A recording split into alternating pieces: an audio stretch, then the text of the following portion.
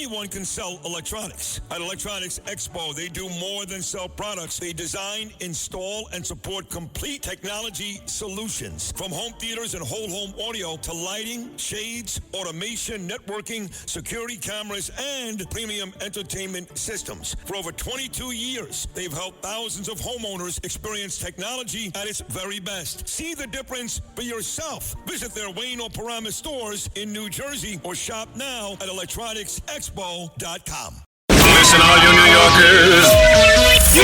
Taxi! Okay, we're looking around. This is the 77 WABC minicast. Joining us now is the great Asia expert, Gordon G. Chang on Twitter. We love Gordon Chang. Gordon, first, let's get to the Department of Justice investigating Neville Roy-Singham. This is the guy who seems to have all these tentacles with all these, I think, anti-American protests that seem to be happening in this country. What do you know? Oh, absolutely. We know that Singham has engaged in funding a whole network of hundreds of groups. And this has been detailed in some Fox News reporting.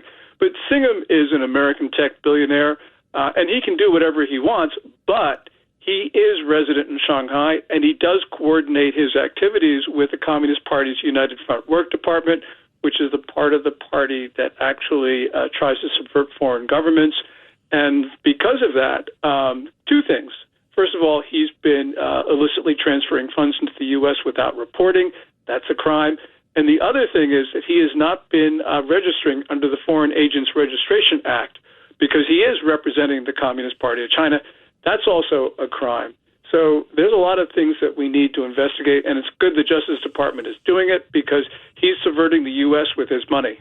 Yeah, no, and it's a lot of money too, right? I mean, he's like mega wealthy, right? I mean, he seems, I keep hearing his name with so many of these groups, the Code Pink and the this and the that, like every time it seems like, and then even Hassan Piker gave him up. Remember when he was in Cuba and he was bashing America? He said, I think he even said like Neville Roy-Singham helped get us here or something. Remember that, Judge? I do. And Gordon, does he travel outside of China?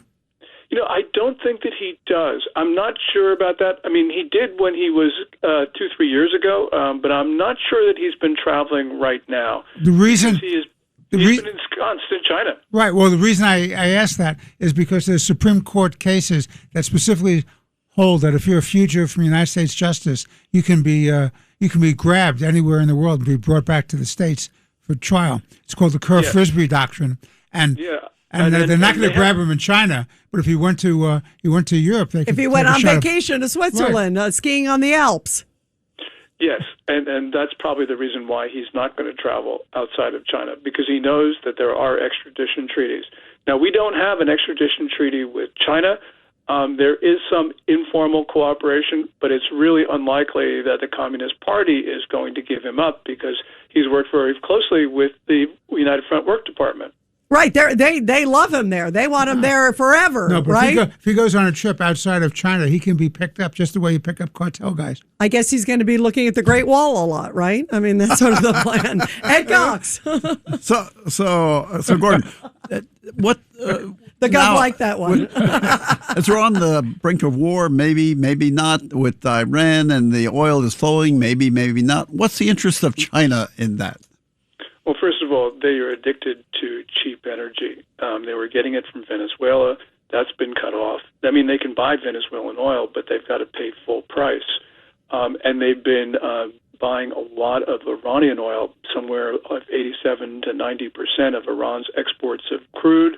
And they've been getting big discounts on that because that oil has been sanctioned. And that is going to come to an end, especially now with the renewal of fighting. You got to remember that U.S. just cut an important bridge in the northern part of Iran that was a railway that connected Iran with Pakistan and ultimately China. And with that bridge gone, they're not going to get oil by tank cars. And that was a really good thing that President Trump did because people weren't talking about it. And it is, it's not as much as they were getting through the Strait of Hormuz, but they were getting a lot of oil through that railway.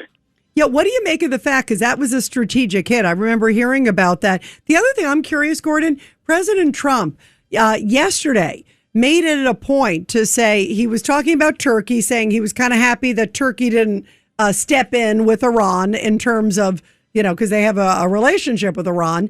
And then he also praised China for not sort of stepping in too. Is that a legitimate praise, or are they doing some things? Because he brought up the fact, just like you, they get so much oil from there. Well, with regard to China, they were essentially an enemy combatant because they were providing Iran with everything, and especially targeting data from Chinese satellites.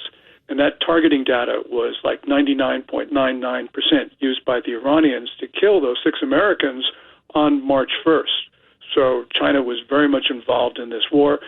President Trump will say these things about hardline states. I'm sure he has a strategy there. But in terms of the relationship between China and Iran, what he said was not really accurate. Well, it's going to be interesting to see what happens, especially now as things are still going back and forth with the U.S. and Iran. Boy, oh boy, China, all this part of the world, you know it so well, Gordon. We really appreciate it and really great to have you. And I want to tell everybody again, it's Gordon G. Chang is the Twitter. And we always love having you on, Gordon. Thank you so much. Thanks, Rita. Thank you very much. Get ready, Staten Island. The Ferry Hawks are back at SIUH Community Park July 7th to the 12th for a 6-game series against the High Point Rockers. Tonight, first pitch is at 6:30. It's Thirsty Thursday with $5 Bud and Bud Light Drafts. Friday, July 10th, first pitch is at 7 p.m. May the Force be with you on Star Wars Night with post-game kids glow around the bases with special lightsaber training packs. Visit ferryhawks.com now to lock in your seats.